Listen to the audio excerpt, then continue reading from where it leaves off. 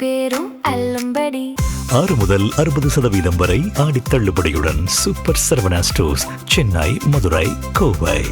FTP நேயர்களுக்கு வணக்கம். இன்று நம்முடன் ஐயா ரவீந்திர சரவணன் சார். வணக்கம் சார்.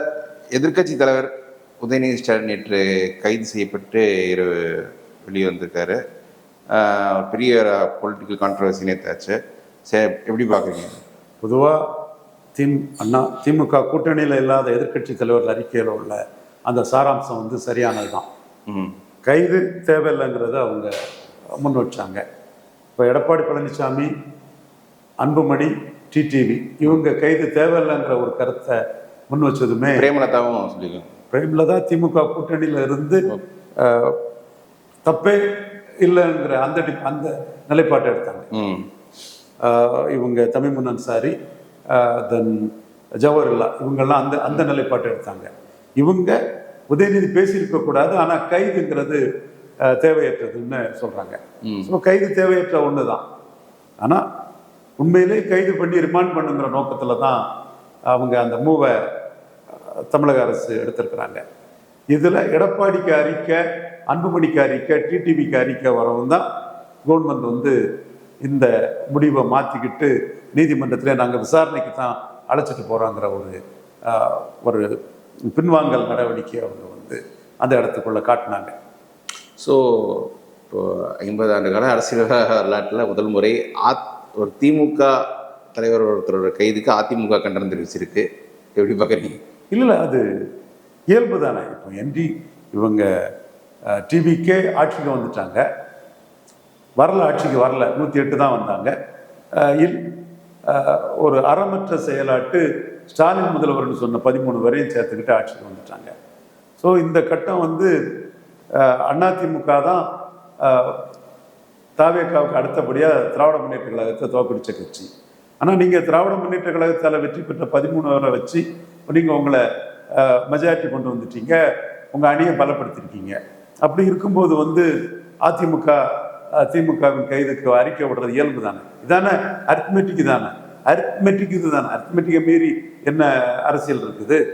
ஸோ 26ல் டிவிக்கு எஸ்டாப்ளிஷ் ஆன பிறகு உள்ள அரித்மெட்டிக் இது தான். இந்த அரித்மெட்டிக் படி எடப்பாடி சரியாக தான் முடிவெடுத்திருக்கிறாரு. எடப்பாடிக்கு முடிவு இதில் மிக சரி. இன்னைக்கு கூட அவர் திமுக பட்ஜெட்டையும் அடிச்சிருக்கிறாரு, அடிக்காமல் இல்லை. பட் ஏடிஎம்கே பட்ஜெட்டை இறங்கி அடிக்கிறார். இதில் வந்து என்னென்னா, இந்த கைது உதயநிதி ஸ்டாலின் அந்த தனிப்பட்ட ஒரு அரசியல் ஸ்டேஜ் இருந்து ஓரளவுக்கு இன்க்ரீஸ் பண்ணி ஸ்டாலின் விஜய் வெற்றி பெறுறார். விஜயில உதயநிதி வெற்றி பெறுறார். ஸ்டாலினுக்கு நிழல் தான் உதயநிதி, டெலிகேட்டட் பவர் தான், அதில் எந்த மாற்றமும் இல்லை. ஆனால் சம்பவங்கள் வந்து உதயநிதிக்கு சாதகமாக வருது. நடையா நடந்து பதவி ஆசையில் கவர்னர் மாளிகைக்கு போனீங்கன்னு நக்கல் அடிக்கிறார். அப்போ உங்கள் கவர்மெண்ட்டு மைனாரிட்டி கவர்மெண்ட்டு, அதாவது கவர்மெண்ட்டு 4 பார்ட்டி மெஜாரிட்டி தான், சிங்கிள் பார்ட்டி மைனாரிட்டி. அதை நீங்கள் பதவியை எப்படியாவது பிடிக்கணுங்கிறதுக்காக கவர்னர் மாளிகைக்கு நடையா நடந்தீங்கன்னு ஒரு கிண்டல் அடிக்கிறாரு. அப்போ நான் டே 1 சொன்னேன், விஜய் ஸ்டாலின் முதல்வர் வெற்றி பெற்ற 13 பேரை தயவோட ஆட்சி நடத்தாமல் தனியாட்சி ஒரு கலைச்சிக்கிட்டு தன் செல்வாக்கை காட்டக்கூடிய ஒரு ஆட்சி சொல்கிறீங்கல்ல, 200 வரும் 250 வரும்னு இஷ்டம் போல அடிச்சு விட்றீங்கல்ல, 150 60 கூட வரட்டு. அதுக்கு நீங்கள் அதே தொடர்ச்சியாக தான் இன்னைக்கு அந்த கைது மேட்டரில் உதயநிதி ஸ்கோர் பண்ணிட்டார். நான் திரும்ப திரும்ப சொல்கிறதா தான், நீங்கள் ஒரு மைனாரிட்டி கவர்மெண்ட்டை நடத்தி முதல்வராக நீங்கள் ஒரு 4 பார்ட்டி கொலிஷன் கவர்மெண்ட்டை நடத்தி, கொலிஷனுக்கு மெஜாரிட்டி தான் நடத்தி முதல்வராக இருக்கிறது வரை உதயநிதி ஸ்டாலின் சட்டசபையில் ஷைன் பண்ணுவார். தவிர்க்கவே முடியாது. ஏன்னா ஸ்டாலின் முதல்வர்னு சொன்ன 13 வச்சு நீங்கள் ஆட்சி நடத்துறீங்க. நீங்கள் என்னதான் இதை மாற்றி மறித்து யாரை வச்சு லாஜிக் இல்லாமல் பேசினாலும் கூட உண்மை வந்து அந்த இடத்துல வெளிப்பட்டுரும். விஜய் 108 தான், 13 ஸ்டாலின் முதல்வர்னு சொன்னவங்கன்னு சொல்லும்போது அதை நக்கல் அடிச்சுட்டு தான் இருப்பார். உதயநிதி ஸ்டாலினுக்கு அது ஒரு ஸ்கோப்பு கொடுத்துக்கிட்டு தான் இருக்கும். அது என்னவோ அதோட தொடர்ச்சியாட்டு வந்து இந்த கைது மேட்டர்லேயும் உதயநிதி ஸ்டாலின் ஷைன் பண்ணிட்டாரு. காமெடி கைதுன்னாரு. தஞ்சாவூரில் சிங்கிப்பட்டிக்கு இதில் வச்சு தான் விசாரிக்க வேண்டியதாயிடுச்சு. தஞ்சாவூருக்குள்ளே போக முடியாத அளவுக்கு மிகப்பெரிய கூட்டம், டிஎம்கே ஆர்கனைஸ் ஆகிட்டாங்க. ஸோ அதிருப்தியில் இருந்த திமுக காரனையும் ஒன்று சேர்த்து விட்டுட்டு, ஸோ இந்த இடம் வந்து திராவிட முன்னேற்ற கழகத்துக்கு ஒரு அடுத்த தலைவருங்கிறது மக்கள் மன்றத்துக்குள்ளேயும் உதயநிதி ஸ்டாலின் ஒரு பூஸ்டை கொடுக்கக்கூடிய அளவுக்கு இந்த நடவடிக்கை வந்து உதயநிதி ஸ்டாலின் லிட் பண்ணி விட்டுருக்கு. இதில் வந்து இந்த இந்த இந்த கைது எபிசோட்லேயே ஒரு கன்ஃபியூஸ்டு இருக்கிற கட்சி எதுனா பாஜக சொன்னாங்க. அவங்களால ஒரு கிளியர் ஸ்டாண்ட் எடுக்க முடியல. நயினார் ஒரு எதுவும் சொல்ல. பட் மற்ற பாஜக தலைவர்கள்லாம் விஜயை கொண்டாடுறாங்க. இன்னும் சிலர் ஒரு படி மேலே போயிட்டு மோடியே விஜயை பார்த்து கற்றுக்கணும், நீங்கள் சனாதன மேட்டர்லாம் இப்படி தான் நீங்கள் ட்ரீட் பண்ணியிருக்கணும் அவரை அப்படின்ற அந்த அடிக்கிறாங்க. ஸோ எப்படி பார்க்குறீங்க பாஜக ரெஸ்பான்சிபிலிட்டி? அவங்கள விட்டுறலாம். அண்ணாமலை போன பிறகு என்ன பாஜக பெருசாக இருக்குது? மோடி பிரைம் மினிஸ்டருக்குன்னு ஒரு வாக்கு வலிமை இருக்குது. மற்ற இதெல்லாம் இவங்கெல்லாம் என்ன சாதிச்சிட்டாங்க? எங்கள் அண்ணன் பொன்னார் மட்டும் 2 MP ஜெயித்து கொடுத்தாரு. வேற மற்றவங்க என்ன பண்ணிட்டாங்க? அக்கா தமிழிசை என்ன பண்ணிட்டாங்க? நம்ம அது அவங்கள குறை சொல்லாண்டா. இப்போ எல் முருகன் இருக்கிறாரு, மடிகா அருந்ததியார் அந்த சமூக பிரதிநிதியா என்டிஆர் சவுத்துக்காக ஒரு அமைச்சராக இருக்கிறாரு. அது வந்து ஒரு அட்டவணை பிரிவில் வந்து அருணாச்சலம் மூப்பனார் அமைச்சராக்குனாரு, ஆராசாவை கலைஞர் அமைச்சராக்குனாரு. இவர் பறையர் சமூகம், அவர் தேவேந்திர குல வேளாளர் சமூகம். ஸோ அருந்ததியர் சமூகம் அவங்க தமிழ்நாட்டு அருந்ததியர் மட்டுமல்ல, தென்னிந்தியாவிலே உள்ள தெலுங்கானாவில் இருக்கக்கூடிய மடிகா, ஆந்திராவில் இருக்கக்கூடிய மடிகா, கர்நாடகாவில் இருக்கிற மடிகா, இது எல்லாமே சேர்த்து இந்த இந்த மக்கள் வந்து ஒரு கட்டத்தில் அம்பேத்கர் ஜெகஜீவன் ராமையும் ஏற்றுக்கொள்ளக்கூடியவங்க தான். அந்த மக்களை முன்னிறுத்தி காங்கிரஸ் ஃபார் டெமோக்ரஸி, இந்திரா காந்தி எமர்ஜென்சியில் இந்திரா காந்தியை ஏற்றுட்டு வந்த பெரியவர் ஐயா ஜெகஜீவன் ராம், அவர் புகழ் பாடக்கூடிய மக்கள் அம்பேத்கர் ப்ளஸ் ஜெகஜீவன் ராம். இந்த மக்களை பிரதித்துவம் வழியாட்டு சகோதரர் எல் முருகன் வந்து RSSகாரரு, உறுதியான தலைவர், அவர் ஒரு அமைச்சராக இருக்கிறாரு. மற்றபடி மோடி லாயலிஸ்ட்னு ராஜ்சபா பெற்று ஃபைனான்ஸ் மினிஸ்டராக தொடர்ந்து மோடியோட ஒரு நம்பிக்கைக்குரியவராட்டு இவங்க நிர்மலா சீதாராமன் இருக்கிறாங்க. ஃபாரின் அஃபேர்ஸுக்கு வந்து ஒரு பியூரோக்ராட் வந்து அவர் அமைச்சராக இருக்கிறாரு, ராஜ்சபா பெற்று இருக்கிறார். ஸோ இந்த 3 பேருமே ராஜ்சபா பெற்று தான் இருக்கிறாங்க. லோக்சபா உறுப்பினராட்டு வந்து மோடி தலைமைக்கு வந்து சகோதரர் பொன்னார் வந்து 2 MPக்களை பெற்றுக் கொடுத்தாரு. அதற்கு பிறகு அண்ணாமலை 18 விழுக்காடு வாக்கு, அதில் பிஜேபி தாமரைக்கு மட்டும் 11 விழுக்காடு வாக்களை பெற்றுக் கொடுத்தாரு. நான் தமிழக பாஜக ஒன்றும் பெரிய சக்தியாட்டு மதிக்கல. ஆனால் மோடி பிரதமருங்கிறதுக்கு இங்கே தமிழக பாஜகவின் அடிப்படை இலகணேசன் காலத்து செல்வாக்கோட சேர்த்து ஒரு 10 விழுக்காடு வாக்குக்கு மேலே மோடி பிரதமர்னா வருங்கிற நான் மதிப்பை கொடுக்குறேன். அது மோடியின் முடிவை பொறுத்து இருக்குது. மோடி தெளிவாக பெங்களூரில் பேசும்போதே தெளிவாக பேசிட்டார, காங்கிரஸ் துரோகத்தில் பிறந்து துரோகத்தில் வளர்ந்த ஒரு கட்சி, துரோகத்தால் வீழ்ந்த கட்சி.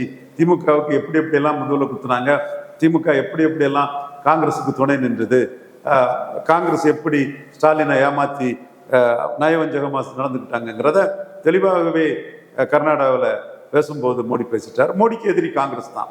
அதை identify the enemy Baba Saheb Bhimrao Ambedkar சொல்ற மாதிரி அதை ஐடென்டிஃபை பண்ணி போறதுனால மோடி வெற்றியை பெற்றுட்டு இருக்கிறாரு. பட் ஆனா மோடிக்கு என்ன ஓட்டத்தை வந்து இங்க இருக்கிறவங்க இவங்க பண்ணுனா என்ன, பண்ணலன்னா என்ன? பொன்னார் மட்டும்தான் 2 MP ஜெயித்து கொடுத்துருக்கிறாரு. மற்றவங்க என்ன இங்க சாதிச்சு கொடுத்துட்டாங்க? மனச்சாட்சியை தொட்டு சொல்லுங்க. பொன்னார் மட்டும்தான் 2 MP பெற்று கொடுத்தாரு. பொன்னார் அதுல கொஞ்சம் தெளிவாக தான் இருக்கிறார். மோடிக்கு இங்க MP ஜெயிக்கிறதுக்கு என்ன பண்ணுங்கிறதாம் அவர் யோசிக்கிறார். ஓகே, இதுல வந்து இப்போ உதயநிதி வந்து முதல் முறை மே மாதம் எதிர்கட்சி தலைவராக பேசும்போது என்ன சொல்ல, 35% மக்கள் தான் வாக்களிச்சிருக்காங்க, உங்களுக்கு எதிராக 65% இருக்குன்னு சொன்னார். இன்னைக்கு அந்த 65% ஓரளவுக்கு பாஜக தவிர்த்து மற்ற கட்சிகள் ஓரளவுக்கு இந்த இஷ்யூல திமுகவுடன் நிற்குதுன்னு சொல்லலாம். அதாவது அதுல முன்முயற்சி எடுக்க வேண்டியது திமுக தான். கலைஞர் வந்து மோடி பிரதமரான பிறகு ஏற்காடு இடைத்தேர்தலில் ஜெயலலிதா இருக்கும்போது எல்லா கட்சிகளும் ஒன்றிணைந்து ஜெயலலிதாவை எதிர்க்கணும்னு ஒரு முடிவெடுத்தாரு. அந்த ஏற்காடு இடைத்தேர்தல் காலகட்டத்தில் பாஜகவுக்கு அழைப்பு கொடுத்தாரு. பாஜக தலைமை வந்து முத்தமிழறிஞர் கலைஞர் எங்களை அழைச்சதுக்கு நன்றினார் சொன்னாங்க. அதே மாதிரி தமிழக பாஜக வந்து ஜெயலலிதாவுக்கு ஆதரிச்சுட்டு இருக்கும்போது கலைஞர் சொன்னார், நீயும் பிற்படுத்தப்பட்டவன், நானும் பிற்படுத்தப்பட்டவன், ஒரு நாணயத்தின் 2 பக்கங்கள் தான் கலைஞரும் மோடியும். சமூக இகழ்வுகளை தாண்டி நீச்சுன்னெல்லாம் லீச்சி, பிரியங்கா, மணிசங்கையர், இவங்களால் விமர்சிக்கப்பட்டு மேலெழுந்து வந்தவர் தான் மோடி. அப்போ ஒரு பிற்படுத்தப்பட்ட நீங்கள் வந்து ஒரு ஜெயலலிதா கிட்ட ஏமாறுறது, எந்த பொலிட்டிக்கல் கெயினும் இல்லாமல் நீங்கள் ஜெயலலிதாட்ட ஏமாறுறது எனக்கு மனசு சங்கடமாக இருக்குது, வலிக்குது. நீங்கள் ஏமாறுங்கிறத பார்க்க என்னால் பொறுக்க முடியலன்னு கலைஞர் ஒரு பிற்ற போட்டார். அதுக்கு பிறகு தான் ஜெயலலிதா கன்விக்ட் ஆனது எல்லாமே உங்களுக்கு தெரியுமே. பொறுப்பு கோணரை போட்டு ஜெயலலிதாவை வரவேற்கவும் வழி அனுப்பவும் செய்தாங்க. Modi shore the place for Jayalalithaa. சென்னமேனி வித்யாசாராவுன்னு ஆர்எஸ்எஸ்ல ட்ரெயினான விலை போக முடியாத ஒரு விலை பேச முடியாத ஒரு கவர்னரை ஜெயலலிதா அம்மையாரே பணிவா போகக்கூடிய ஒரு சூழ்நிலையை மோடி உருவாக்குறதை நம்ம பார்த்தோம். ஸோ இங்கே வந்து தமிழக நிலைமையை பொறுத்தவரையில் இன்னைக்குள்ள சூழ்நிலையில் மோடி பிரைம் மினிஸ்டருங்கிறதுக்கு ஒரு 10க்கும் மேற்பட்ட விழுக்காடு வாக்குகள் இருக்குது. ஸ்டேட் பிஜேபி வந்து ரொம்ப ஒன்றும் பலமான ஒரு அமைப்பாட்டு இல்லை. அண்ணாமலை போன பிறகு இதுதான் உண்மை. ஏன்னா எம்பி தொகுதியிலேயே வெற்றி பெற்று லீடராக நின்றவங்கலாம் எம்எல்ஏல தோற்று 3வது போனதுலேயே அவங்க செல்வாக்கு போயிட்டு, எம்எல்ஏல தோற்று 3வது போனதுலேயே அவங்க செல்வாக்கு போயிட்டு, நயனாராவது 2வது வந்துட்டார். தமிழிசை, வானதி, ப்ரொஃபசர் சீனிவாசன்லாம் 3வது போயிட்டாங்க. நீங்கள் எம்எல்ஏல ஜெயித்து 2வது இருக்கும்போது உங்களை பெரிய தலைவர்கள் சொன்ன ரவீந்திரன் துரைசாமி தான் சட்டமன்றத்திலே நீங்கள் தப்பாக ப்ளே பண்ணி 3வது போன பிறகு தமிழக பாஜகவுக்கு என்ன செல்வாக்கு இருக்குங்கிற ஒரு கேள்வி வந்து எழுது. பட் அண்ணாமலை போன பிறகு அது தெளிவாகவே எழுது. ஆனால் மோடி பிரதமருங்கிறதுக்கு இங்கே ஒரு பெரிய வாக்கு வலிமை இருக்குது. எண்ணற்ற ஆர்எஸ்எஸ் தொண்டர்களும் இங்கே இருக்கிறாங்கிறதும் உண்மை. அப்போ வந்து ஒரு எதிர்கட்சி ஒற்றுமையை நோக்கி இப்போ போயிட்டு இருக்காங்களே. நீங்கள் கேட்குற இந்த புள்ளிக்குள்ள கலைஞர் எடுத்த அந்த புள்ளிக்குள்ள உதயநிதி ஸ்டாலின் பேசுறாரு. அதில் மோடி பெங்களூரில் பேசணும் பிறகு முன்னெடுப்பு செய்ய வேண்டியது திமுக தான். இப்போ 50% இன்க்ரீஸ், யூனிஃபார்ம் இன்க்ரீஸ் பாஜக டீலிமிட்டேஷனில் கொண்டு வர போகிறாங்க. தமிழ்நாட்டில் 39க்கு 58 வரணும். 58ங்கிறத 40 எடுத்து புதுச்சேரி ஒன்று, இங்கே தமிழ்நாட்டுக்கு 59 கூட கொண்டு வரதுக்கு வாய்ப்பு இருக்குது. ஸோ அந்த மாதிரி கொஞ்சம் ஏற்றி கொடுக்கும்போது வந்து தமிழகமே மோடியை கொண்டாடணும். அப்போ அப்படிப்பட்ட இதை வந்து திமுக வந்துட்டாங்க. இன்னும் கொஞ்சம் ஓப்பனாக வந்தால் சிறப்பாக இருக்குங்கிறது நம்மளோட பார்வை. ஏன்னா மோடிக்கு திராவிட முன்னேற்ற கழகத்தோட 22 எம்பிக்கள் வந்து இந்த டீலிமிட்டேஷனுக்காக மிக மிக தேவை. சாதாரண உணர்வுபூர்வமாக பேசக்கூடிய தொண்டர்களுக்கு அது தெரியாது. தொண்டர்களை நம்ம வெறுக்கவும் கூடாது. அவங்க இக்னரண்டாக பேசிட்டு இருப்பாங்க, அவங்கள விட்டுறலாம். இல்லை, இதில் வந்து ஒரு பார்வை வைக்கணும்னா, ஒருவேளை பாஜக திமுக சேர்ந்தால் இல்லை வட இந்தியாவிலே மோடிக்கு இருக்கிற சிக்கல் என்ன சனாதன தர்மத்தை எதிர்த்து பேசியிருக்காரு உதயநிதி அப்படின்னு. இல்லை அதெல்லாம் ஒன்றும் இல்லை. நீங்கள் இதெல்லாம் சும்மா பேசுறது, இது அர்த்தம் இல்லாதது. இது விஜய்க்கு கர்நாடகாவில் பெரிய செல்வாக்கு இருக்கு, அது இதெல்லாம் பேசப்பட்டது. ஒன்றுமே இல்லைன்னு ஊதி பறக்கக்கூடிய பலூனில் ஊசியை வச்சு குத்தி நீங்கள் அழைச்சிங்க, நீங்கள் சந்திக்க வாரன்னு எங்கள்கிட்ட சொன்னீங்க, வராண்டான்னு முதல்வர் முகத்தில் கரிப்பூசி விட்டுட்டார கர்நாடகா முதல்வர். எனக்கு வருத்தம் தான், அது கரிப்பூசி விட்டுருக்கிறது தாவேகா முதல்வர் மட்டுமல்ல, காங்கிரஸ் கூட்டணி முதல்வர் முகத்தில் கரிப்பூசின சந்தோஷம்தான். ஆனால் தமிழ்நாட்டின் முதல்வர் அதில் பாதிக்கப்பட்டிருக்காருங்கிறது நம்மளுக்கும் உள்ள பாதிப்பு தான். அது ஒரு தமிழ்நாடு முதல்வர் ஒரு நெகோசியேஷன் ஒரு முடிவெடுத்து போகும்போது அதுக்கான அழைப்பை கேட்கும்போது நீங்கள்லாம் ஒரு ஆள், உங்களுக்கெல்லாம் இங்கே கர்நாடகாவில் செல்வாக்கு, உங்கள்கிட்டலாம் நான் பேச்சுவார்த்தை நடத்தணுமான்னு டீசெண்டாக டினே பண்ணிட்டார். அப்போ கர்நாடகாவில் விஜய்க்கு செல்வாக்கு இருக்குங்கிற இதெல்லாம் ஒன்றுமே இல்லைன்னு கர்நாடகாவோட சிஎம் ஸ்னப் பண்ணிட்டார. இந்த மாதிரி தான் நானே வந்து பகுகுணாவுக்கெல்லாம் ஒரு காலகட்டத்தில் கலைஞருக்கு எதிராக ஹேமநந்தன் பகுகுணாவுக்கெல்லாம் எழுதியிருக்கிறேன்.